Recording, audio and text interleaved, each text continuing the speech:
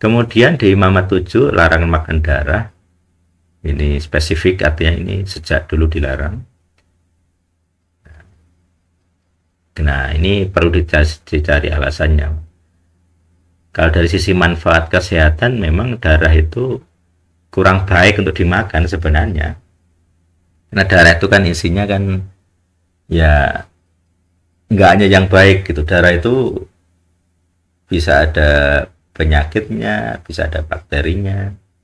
Terus dia kan residu ya. Jadi semua sampah dari sel-sel itu kan masuk ke darah semua. Jadi misalnya dari darah yang kotor tadi, dalam bahasa awam ya, kotor itu masuk ginjal, difilter, dibuang jadi urin. Nah, jadi kalau kita makan darah ya sebenarnya kita makan urin itu. Sebagian dari urin itu kan sebenarnya kan darah, sel darah mati ya, yang bikin warna coklat agak kemerah-merahan itu sel darah.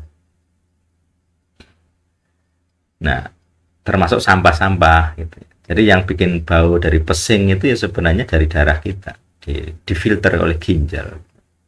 Jadi dari sisi kesehatan darah itu ya kurang sehat gitu. Apalagi kalau nanti darah itu ada penyakitnya gitu, itu yang lebih berat. Kemudian ada daging berhala. Nah, dari daging berhala ini yang dikutip oleh teman saya tadi yang anti babi gitu ya. Salah satunya dari ayat-ayat Yesaya ini. Jadi orang yang makan babi itu dihukum, ada spesifik ayatnya.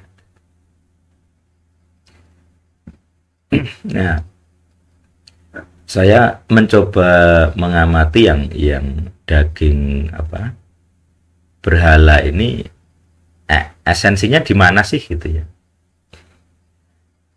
Karena secara sejarah budaya gitu, kalau kita lihat misalnya kayak Daniel gitu-gitu ya, jadi makanan-makanan yang disebut persembahan raja, jadi kalau di aturan rabbinik mereka punya kata spesifik ya, meja raja gitu. Jadi makanan yang disebut makanan meja raja itu tidak boleh dimakan, karena konotasinya itu makanan yang dipersembahkan kepada berhala, didoakan kepada berhala.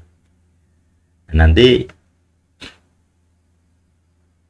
kalau ditinjau lagi rata-rata gitu ya, rata-rata makanan-makanan persembahan berhala ini bukanlah makanan-makanan tahir seringkali ya makanan-makanan yang tidak tahir gitu, karena memang rata-rata mereka tidak punya pemahaman pembedaan tahir dan tidak.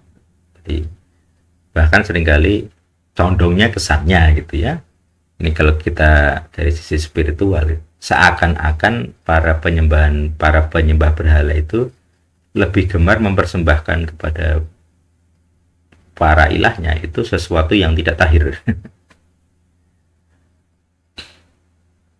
Jadi itu yang ya ada kesan-kesan begitulah. Nah, nanti kalau teman-teman mengikuti kurikulum pelepasan di bagian global atau internasional, nanti ada ritual-ritual yang ini ya, di persembahan makanan berhala itu ada. Dulu kita mulai riset, diakui di zamannya pandemi. Ya, seperti itu. Nah, nanti implementasi apa panjang gitu. Karena tiap hari sebenarnya kita makan daging persembahan berhala. Apalagi sekarang mulai mau ada siap-siap kalian akan menerima daging berhala gitu ya. Kalau ada yang bilang anti, daripada kalian juga tiap hari makan daging yang sama. Daging yang ketika disembelih menyebutkan nama berhala. Nah, ini sesuatu yang spesifik, jelas sekali. Jelas itu dipersembahkan pada berhala.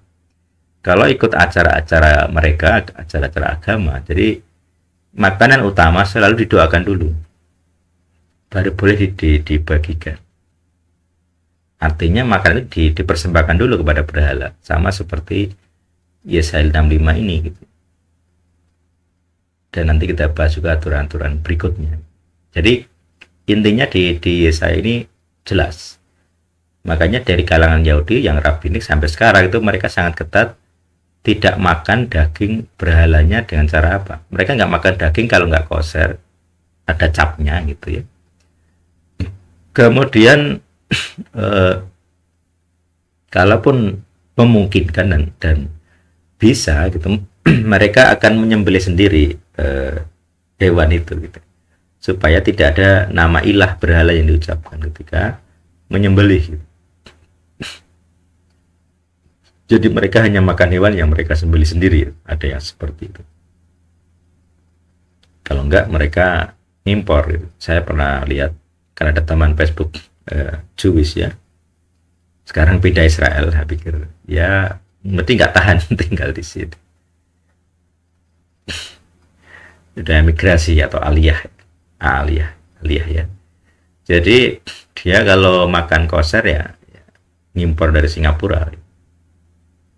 Kebetulan bukan orang sobat miskin gitu. Nah, seperti itu yang jadi pergumulan Yahudi, karena memang mereka punya aturan ini ya.